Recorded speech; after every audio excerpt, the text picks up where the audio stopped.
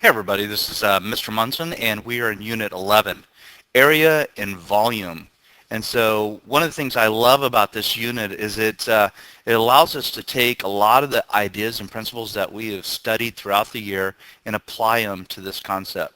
And so for those people who have kind of struggled learning certain concepts, as we come back through these ideas, hopefully you'll get another opportunity to kind of learn and dedicate and see why we need to know the height of triangles and stuff like that. All right, this video is on vocabulary. These two ideas, area and volume, are basically an art form, if you will. Area is the art of calculating and counting the number of squares it takes to cover something, and volume is the art of counting the number of cubes it takes to fill something. Let's get started. Okay, so you should have your vocabulary document. If not, take a look, see if in the comment section of this video, if there's a document there that you can download. Otherwise, you can just write it on your own paper, okay? So we're going to go through these.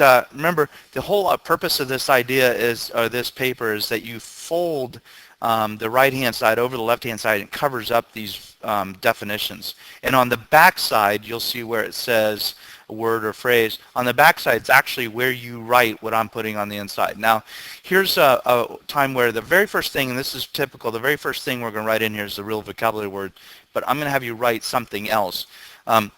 It's the second one. You should go ahead and write on this side. It's the main word that you should be writing on the other side. Okay, first word, one dimension.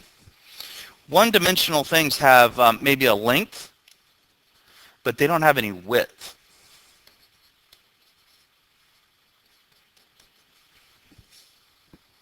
And of course, you probably can anticipate what the second one is, two dimensions. So two-dimensional shapes are shapes that, like rectangles, circles, triangles, and so on, they have two dimensions, such as length and width, but they don't have a third dimension. That's why it's only two dimension. They don't have that third dimension, which is a thickness. Going on down to three dimensions. Three-dimensional shapes are things like cubes and spheres and pyramids, things like that. And they have three dimensions. They have a length, a width, and a height, or thickness. Next up is the word net. Okay? A net is a two-dimensional pattern that can be folded to form a three-dimensional figure. So I want you to kind of analyze this shape real quick. If you need to put me on pause to do it, you can see that this and this shape are the top and bottom of this figure. Now, obviously, the figure could be lay on its side, and it would be the sides of it. But notice that those are the two main shapes of this figure. The other shapes are just rectangles that build up the sides. A polyhedron is just a basic word that represents a three-dimensional shape. Like polygon is a multiple-sided two-dimensional shape, like a rectangle and triangle and things like that. A polyhedron is these three-dimensional shapes. Now, just looking down at the figure, you'll see that where a side meets another side, form what we call edges. Okay, so in this case, there's three edges. The bottom is meeting with this side, and so on. The side is called a face. And obviously where they meet in corners, the corners are all called vertices. And we've used that word as a vocabulary word since almost the beginning of the year. Okay, a prism is a polyhedron with two bases and faces, multiple faces. The other faces, these other things are called lateral surfaces, and they're always rectangular. So if you look at these shapes, over here's the net for one of these shapes, the one that's standing upright. You can see that two of the shapes are exactly the same, and those are going to be called the bases. Okay, now, so it doesn't matter if it's on the bottom or top, whatever. These things could be tipped on the side. Now, a rectangular base like this is actually has multiple bases, and we'll kind of get into that and see how that gets into play. But if you take a look at all the way over the far right, you see that the back side, or the front side and the back side of this shape, which is a triangular prism, is basically two triangles. Okay? and so its net is drawn down below. And the sides, again, the lateral surfaces are rectangles. The reason it's called a triangular prism is because the main sides, the sides that stand out as not being rectangles, are called triangles, okay? So there's different shapes that we'll have on there. These are all called prisms because they have rectangles for their lateral surfaces, but they have these two bases that make up the name. A cylinder is a three-dimensional shape that is basically two congruent circle bases that are parallel to each other. Okay, so take a look, and we saw this word before. Oblique means it's just not standing upright and standing over, or it's leaning over to a side. In the sense of this cylinder, its height is actually drawn outside the figure versus the height of this one being either the side or from the center to the center. Okay. All right. So if you take a look at the net over on the other side, you can see the two bases are drawn there, and again, the lateral surface area, the lateral area, or the lateral face is a rectangle. How do you like that? But this is not a prism. This is a cylinder. A sphere is the set of all points in space that are given a certain distance from a radius, you know, or from a given point. Okay. All right, a great circle is the intersection of the sphere with a plane containing the center of the sphere. So if you take a look at this picture, here's an example of a great circle. Now, any sphere has multiple great circles, right? Now, think just in the sense of our world, what would we call this line in this case, which is a great circle of our world? Okay, and that would be the equator. Right? Now, I think if I remember anything about my geography class, the equator wasn't exactly in the center. Maybe I have that wrong. You can check me and help me remember that when you come and see me next time. Okay, a pyramid is a polyhedron, which has one face, where one face, in this case, the base is a polygon, okay?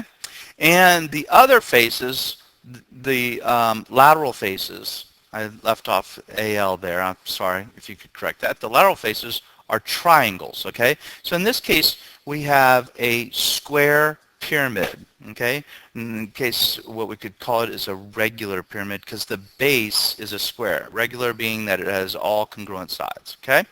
Now, so we can even have triangular pyramids, we can have hexagonal pyramids and things like that, and we'll study that when we get there. A cone is a three-dimensional figure that has a circular base and curved lateral faces, okay? Looks like something got cut off there. It did. It looks like the picture kind of cut that off. So it's basically, a cone is a three-dimensional figure that has a circular base and a curved lateral face. So we're talking about this lateral face, this thing that's going to make up the side, right? That's made up of a portion of another circle, as you can tell. Now, certainly the word perimeter you've probably been dealing with since 4th grade, so let's just add that, make sure we have that in vocabulary. The perimeter of a polygon is the sum of the lengths of its sides. Now, notice we said polygon and not a polyhedron, right? So whenever we're looking at polygons, we just add up the sides to get its perimeter. Next up, the area of a figure is the number of squares it takes to cover or fill the shape, okay? As I call it, I'll say this is the art of counting the number of squares it takes to cover a figure. And so, as you can tell by this circle, we've started coloring in the inside of the circle. The area is however many squares that is that covers that. Now, we have calculations for circles in all of our figures to help us deal with the area. We won't have to draw squares on them and count them. And the problem is with doing that is we're going to have at times parts of squares. So if you look at that right there, that's not a full square. So if we were just to start counting them, we might run into some problems with partial squares and trying to sum all that up. All right, so we've talked about lateral faces. This is really important. So lateral faces, lateral area of a prism or pyramid is the sum of the areas of those faces that we call lateral faces, okay? So the lateral area. The lateral area of a cylinder or cone are the curved surfaces, okay? The lateral area does not include the area of the base. I'm going to put a parentheses around the S because in the sense of our figure over here to the left, it has two bases. The cone only has one base. Now, just think about it this way. Let's say this was like a house. If I was painting the house, I'd paint this lateral area. So if I had to go out and calculate how much paint I need to paint my house, I would paint only the lateral areas. I wouldn't paint the roof, and definitely wouldn't paint the floor. So definitely understanding what lateral faces are when we're dealing with these things is going to be really important to us. All right, the volume of a three-dimensional polyhedron, it's actually kind of repetitive because a polyhedron is a three-dimensional shape. I don't need to tell you that. But basically, it's the measure of the number of cubes it takes to cover, or not cover, but fill the shape. And I just realized I forgot to, where is it here? I need to fix something up here where we're going to cover, we're going to circle it, cover the shape, okay? That's what area is. Volume is to fill the shape, okay? So we've kind of started filling up this rectangular prism, and you can see it has a row of, what is that, 12 cubes so far. Now, what I would tell you is that since this is 5 inches, I have 1, 2, 3, 4, 5 inches going up. The first inch already has some cubes in it, and if I just keep on adding up, each one of those stages will have 12 cubes. So to find the volume of this thing, I just need to count how many cubes go on its floor and then multiply the height, and I get 5 times the 12, and in other words, 60 cubes is the volume of this thing it takes to fill it. Okay, so we're going to be looking at finding the volume of these things kind of along that way. Okay, now so back in the day, I'm sure you've done finding the area of a triangle, and so that's the art of counting how many squares it takes. Now we have formulas for this, right? 1/2 base times height. So what I would tell you is the next stage of being able to find the area of that is find the volume of this triangular prism. So we're going to be dealing with that. And so what I would tell you is kind of look at it in the sense of cubes now. You have the number of squares it takes to cover the triangle, and the same number of cubes can be pushed up against that triangle. Then we can count how many of those layers of cubes we have, and in this case there's 25, right? And so that's going to tell me how to calculate.